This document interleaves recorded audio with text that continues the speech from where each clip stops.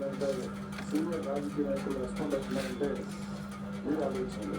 ఆ రోజున నీచమైన భాష మాట్లాడినప్పుడు కానీ పుట్టినప్పుడు కానీ మీకోసం మీ పార్టీ కోసం పోటీ చేసిన అభ్యర్థులు ప్రేమనప్పుడు కానీ ఎప్పుడన్నా ఒక్క వైసీపీ నాయకులను లోటు ఉంటారన్నారు. అది జగన్మోహన్ రెడ్డి గారు ఓడిపోయినప్పుడు మీరు ఓడిపోయినప్పుడు ఇలాంటి వైద్య రాజకీయాలకు మంచిది కాదు. మేము దాడి చేస్తే వాళ్ళ కుటుంబ సభ్యులు రక్షణ కొరకు పోలీస్ స్టేషన్ కంప్లైంట్ ఇచ్చారు. దాని మీద చర్య తీసుకున్నారు. దీనికి వైఎస్ఆర్ పార్టీ నాయకులు గడుగులు పెట్టారు. ఇవాళ చాలా దుర్మార్గాలు, చాలా అన్యాయాలు నిర్ధారణ జరిగింది. అవన్నిటి మీద కూడా ఎంక్వైరీ జరగాలి. పోలవరం మట్టి అంతా ఎవరితో పోయారు, బ్రహ్మలింగ చెరువు మట్టి అంతా ఎవరితో తోగిపోయారు. సుమారుగా అతను కానీ పొలమనేని వంశీ హయాంలో సుమారుగా 4,000 కోట్ల రూపాయల దోపిడీ జరిగింది. Organised criminal police prosecute organised criminal silent killer.